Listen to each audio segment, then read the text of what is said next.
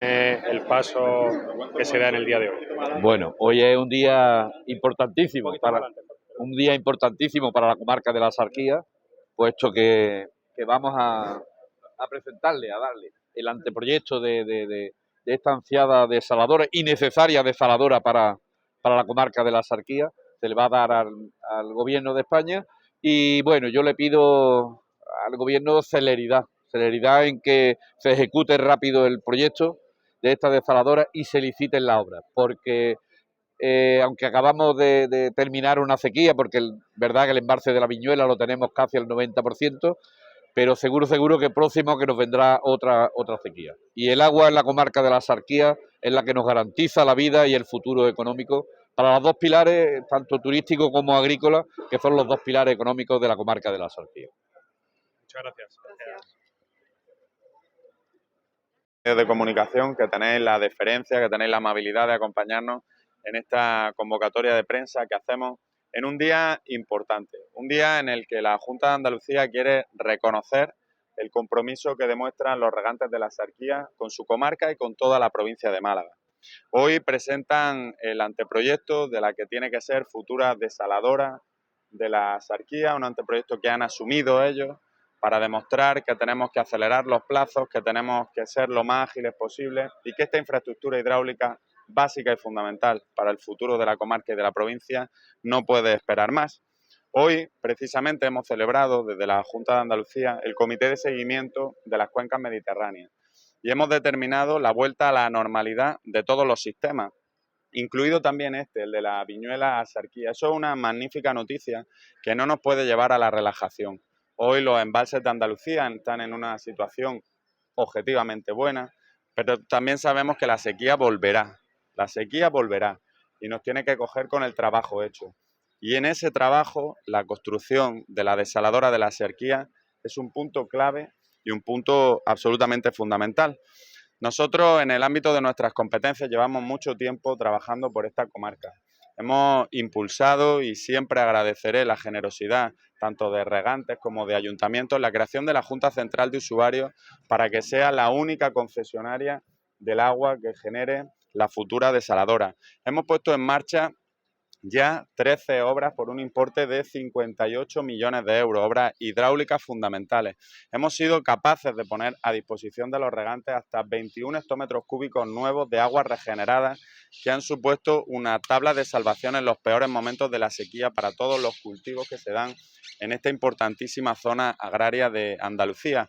Y lo hemos hecho gracias a la ampliación y mejora de los terciarios de las depuradoras de Vélez Málaga, de Torrox, del Rincón de la Victoria o de Algarrobo.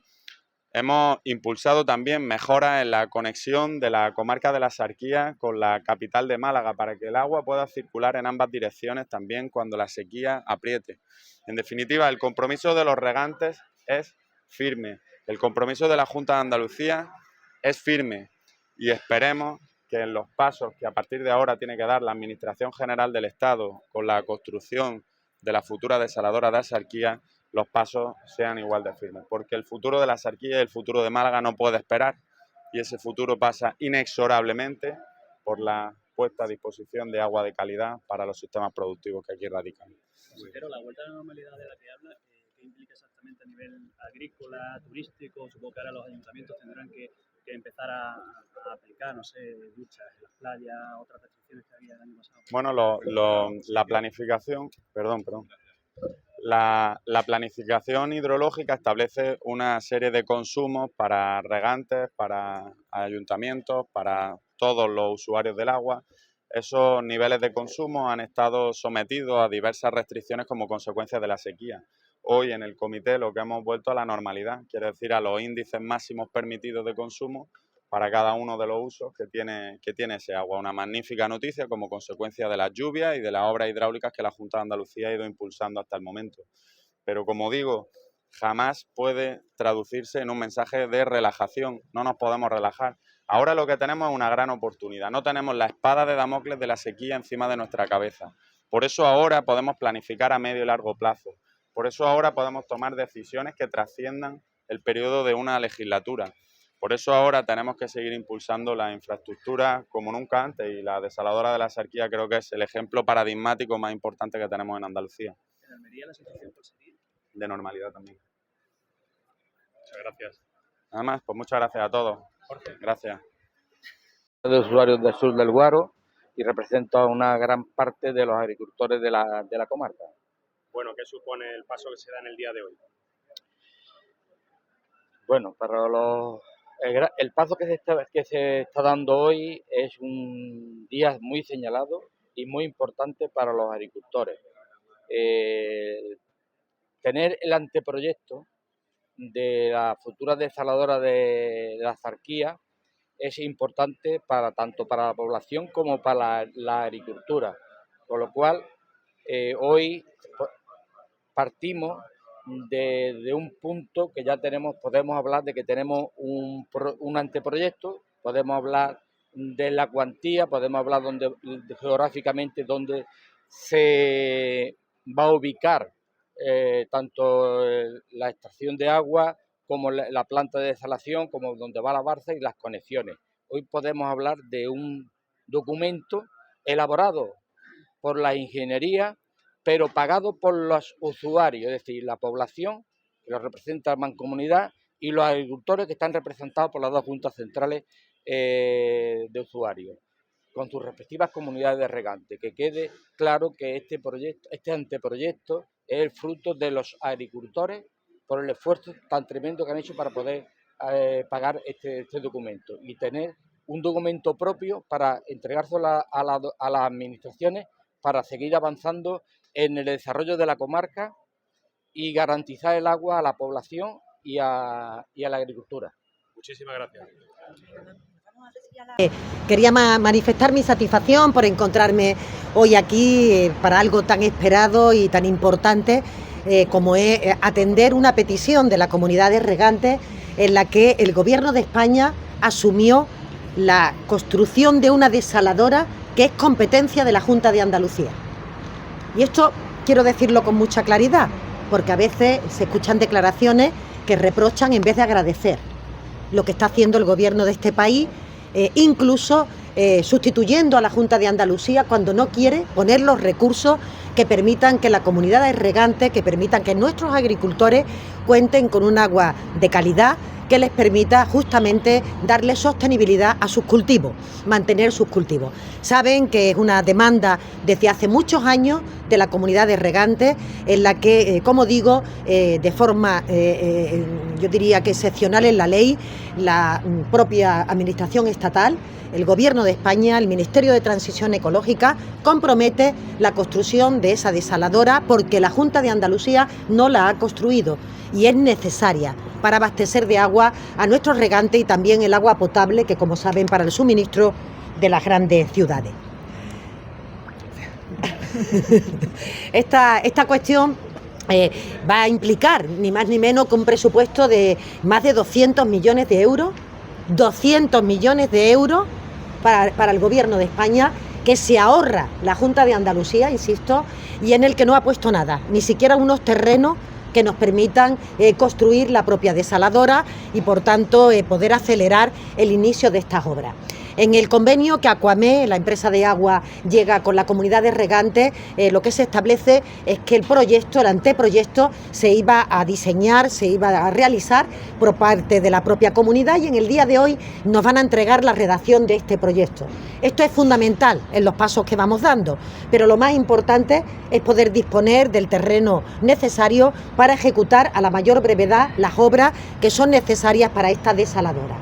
El agua, la capacidad de que sea sostenible en el medio plazo, el que no tengamos que asistir a periodos de sequía y de inundaciones, como está ocurriendo justamente en estos últimos años, obliga a disponer de estas infraestructuras. Y de hecho el Gobierno de España tiene en este momento más de 500 millones en toda Andalucía de infraestructuras, 750 si contamos con fondos europeos que también construyen algunas de estas infraestructuras, y que además va a hacer una planificación de más de 2.200 millones para el año 28. Las cifras lo que ponen de manifiesto es la importancia del agua, la importancia de darle a esto su sitio y de que se inviertan recursos públicos en el tratamiento del agua para que tengamos suficiente cantidad y para que la contengamos si, como ha sido en los últimos tiempos, ocurre cualquier tipo de incidencia como han sido el tren de borrasca, las inundaciones. Así que una vez más, el Gobierno de España sale al paso de lo que no hace el Gobierno de Andalucía y por tanto hoy vamos a recibir este proyecto que nos permite la construcción. Luego, después de terminar esta reunión y esta jornada, me voy a dirigir a una reunión con los principales responsables de los economatos sociales en Andalucía. Ellos me quieren transmitir algo que ya conozco bien, como es que el propio Gobierno de la Junta no ha puesto en marcha las tarjetas monedero para que las personas vulnerables puedan adquirir sus alimentos en la red de economatos a un precio más barato, por supuesto, para que puedan llegar medianamente a tener una alimentación suficiente. Y esto es muy grave, porque el resto de comunidades autónomas han trabajado en esta dirección y en Andalucía el año pasado, 25, y tampoco lo que llevábamos del año 26, se ha producido ningún tipo de licitación ni de movimiento para asegurar que los andaluces, como el resto de españoles, van a contar, los vulnerables, con esa tarjeta monedero con la que se pueden dirigir a determinados establecimientos a retirar el kilo de arroz, el tomate, a un precio más barato del que habitualmente tenemos que comprar los consumidores. Yo creo que pone de manifiesto también, en segundo lugar, que desde luego el Gobierno andaluz no se ocupa de la gente que tiene dificultades, de la gente que tiene más necesidad de las políticas públicas. Y luego, ya en tercer lugar, me dirigiré también a la exposición que hay en la calle Lario, en Málaga, para ver también y participar de alguna manera de este festival de cine, que es tan importante, ¿verdad?, para Málaga, es tan importante para Andalucía, que es una muestra de que realmente la cultura, el arte español, desde luego en las pantallas sale a raudales. Y quiero participar con ello, con el director del festival, que vamos a recorrer esa exposición fotográfica para que podamos revivir esos buenos momentos y esas buenas glorias que ha tenido este festival de cine. Así que estas son las cuestiones fundamentales que quería comentar. Ministros del martes, no sé si nos puede avanzar algo más. Estamos trabajando intensamente con una experiencia adquirida, yo diría que fundamental por las diferentes crisis que ha atravesado este gobierno. Quizá la que pueda tener mayor recuerdo es la crisis de Ucrania, pero el momento en que nos encontramos no es similar al que vivimos en la crisis de Ucrania, es una crisis distinta, puede tener algún elemento parecido por la subida de los precios energéticos, por la previsión de subida también de los combustibles, pero desde luego no tiene ni la durabilidad ni la intensidad que hemos registrado en otro tipo de eventos y en otro tipo de guerras, ¿no? Por supuesto, siempre que hablamos de esto, primero volver a denunciar una guerra ilegal y volver a decir que la guerra tiene muchas consecuencias, algunas de ellas las más importantes en vidas humanas, pero desde luego también la tiene en términos de precariedad de la economía, en términos de pobreza y en términos de encarecimiento de las materias primas. Eso es muy grave y este comienzo de esta guerra ilegal debería de contar con la unanimidad de la condena por parte de todos aquellos que nos llamamos demócratas y de todos los países que de una o de otra manera estamos intentando pedir desescalada y que se utilice la vía diplomática, la vía del diálogo como fórmula para la resolución de esos conflictos. Estamos trabajando con medidas que estamos sujetando también a la consulta de ayer, el diálogo social, una reunión muy productiva que permitió pues trasladar ese mensaje de tranquilidad que todas las administraciones, sindicatos y la patronal estamos trasladando en relación con que se adoptarán las medidas necesarias en el momento adecuado. Esto significa que tenemos que seguir monitorizando cómo va funcionando los mercados de petróleo, también los mercados energéticos, pero tenemos ya todo el compendio de medidas que aprobaremos en el momento que sea oportuno, y será oportuno en el momento en que realmente, por una parte, tengamos pronunciamiento de los límites que pueda plantear Europa. Saben que la semana que viene vuelve a haber reuniones del Eurogrupo, reuniones del Ecofin, en donde se volverán a discutir las cuestiones económicas para intentar ir todos a una que es la forma más firme y más eficaz de poder atender, y en segundo lugar, por supuesto, también cuando los precios que se están experimentando una vez que se han liberado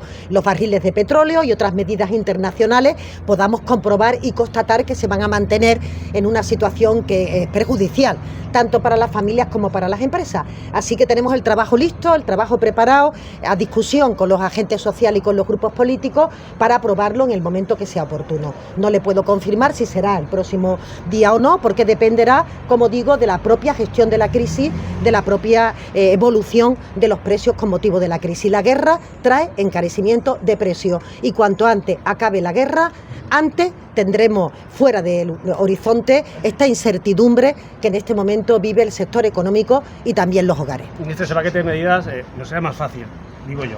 No lo sé, hemos venido ahora a echar gasolina y la gasolina está 30 céntimos más cara que hace unos días. No puede el gobierno, que eso no tiene que consultar con Europa ni con nada, bajar el impuesto de los combustibles, el IVA de la gasolina, una cosa que es súper rápida y que ya afecta a los bolsillos. Bueno, no tiene usted la información correcta, no es una cosa súper simple.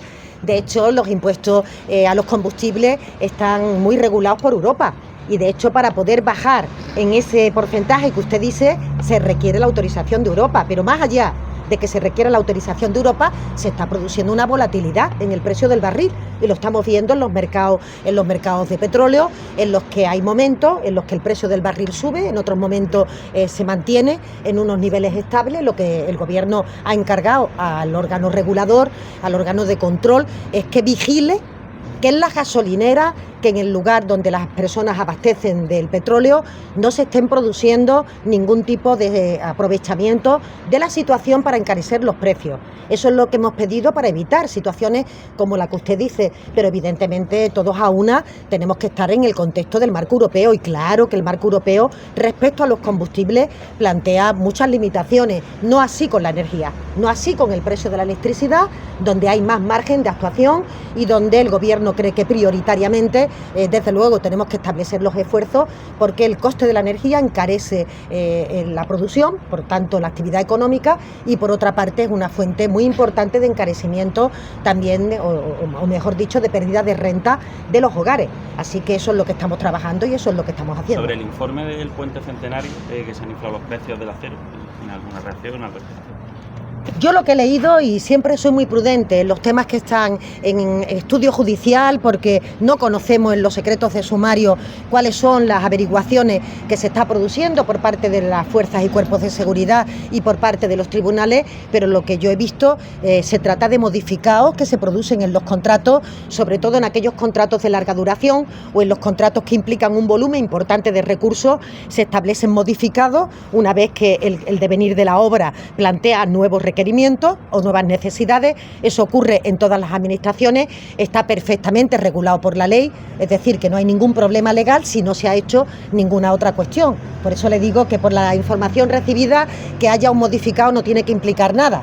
El problema está, o podría estar, en cómo se haya gestionado ese modificado, de qué manera se haya hecho, pero modificados de obra de mucho impacto como las que licita el Gobierno de España y de larga duración, suele ser frecuente que haya situaciones sobrevenidas en el transcurso de la obra, hallazgo de nuevas cuestiones, soluciones más rentables a la hora del planteamiento de problemas que se encuentra uno en algo tan importante como la obra de un puente, que aconseje que se produzcan esos modificados. Pero como le digo, no es algo que tengamos acceso a esa información que estén investigando los propios tribunales. Ministra, en ese intento de darle tranquilidad un poco a los ciudadanos, ¿descartamos un poco una rebaja de IVA en algunos productos o no descartamos? Yo creo que en este momento todas las medidas están encima de la mesa y esto significa que los ciudadanos saben, no es que le dé un mensaje de tranquilidad, es que saben que el Gobierno de España, en el momento en que aparece una crisis, responde con mucha contundencia y tenemos mucha experiencia y saben que protegemos a la gente y protegimos a nuestro tejido productivo. Esto es lo que ocurre siempre que ha habido cualquier tipo de crisis y por tanto es lo que vamos a hacer en esta ocasión. Yo creo que la gente es perfectamente consciente de que el gobierno de Pedro Sánchez ante una crisis protege a los hogares y protege a la pequeña y mediana empresa, al sector agrario o protege al sector del transporte. De hecho, hay dos sectores, ahora que nos vamos a reunir con los agricultores, que han estado especialmente protegidos durante este tiempo. El sector del transporte, desde luego, por la subida de los precios de los combustibles, contará con el apoyo del gobierno, pero el sector agrícola, que es un sector muy importante con el que estamos hoy reunidos. Este sector también va a contar con ayudas específicas, igual que hemos hecho en las inundaciones, en donde quiero recordar que el Gobierno de España ha puesto 2.800 millones justamente para combatir los estragos que se hayan producido también por las propias inundaciones. Ministra, el diario El País publica que la Junta desoyó desde 2023 los avisos sobre el colapso de los cribados y que no puso en marcha un plan para hacer frente a ello. ¿Qué opina al respecto? A mí me parece gravísimo la información que hemos conocido en el día de hoy de que la Junta de Andalucía había sido avisada 3 años antes que se estaba produciendo un colapso en el servicio de radiología que era responsable de los cribados, en donde los profesionales pidieron un incremento de esos recursos. Me parece gravísimo que el presidente de la Junta nunca haya hablado de esto. Me parece gravísimo que esto no haya salido a la luz, porque esto implica responsabilidad de la propia Junta de Andalucía, que conocía que se estaban produciendo cuellos de botella, retraso inasumible en los cribados del cáncer de mama, y me parece gravísimo que a estas alturas, después de más de 5 meses que hemos conocido esto, no sepamos cuántas mujeres han desarrollado un cáncer, a cuántas mujeres ha habido que extirparle o hacerle una mastectomía, que se podría haber evitado caso de que se hubieran practicado las pruebas necesarias. ¿Cuántas personas han tenido que desarrollar pruebas y en qué tiempo posteriormente? Me parece gravísimo que el presidente de la Junta hable de cuestiones que no tiene competencia de llegar hasta la verdad, y que en este caso, en donde hay responsabilidad directa de la Junta de Andalucía, ni siquiera tengamos derecho a una comisión de investigación. En el Parlamento andaluz se aprueba comisión de investigación para el accidente, por ejemplo, de Adamuz, cuando hay una investigación a nivel estatal, cuando hay una investigación a nivel europeo, y por tanto no pinta nada el Parlamento andaluz también sumándose a múltiples investigaciones sobre el accidente, y sin embargo el cribado del cáncer de mama, las mujeres, más de 2.800 mujeres víctimas del cribado, no tengan derecho a que conozcamos qué pasó con ellas, qué ocurrió, por qué no se les citó, cuántas mujeres han fallecido, cuántas mujeres se han desarrollado un cáncer de mama evitable, o a cuántas personas ha habido que hacerle una mastectomía. Me parece tan grave que hoy me he indignado cuando he visto la noticia, porque se ha ocultado con alevosía y premeditación. No se ha hecho, es más, se cesó a los responsables sanitarios de radiología, y por tanto se culpó a esas personas que parece que previamente habían avisado de que realmente se estaba produciendo un ataque. Plazos de la desaladora, por favor. Plazos, se puede avanzar, tenemos presupuesto.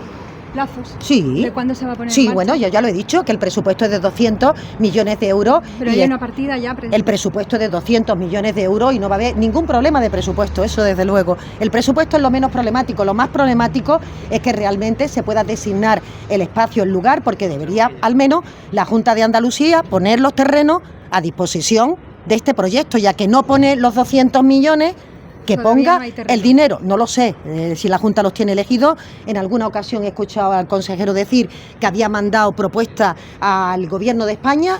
No es verdad, pero eso se lo tendrán que preguntar también a la Junta de Andalucía, responsable de esta infraestructura. Muchas gracias. Gracias.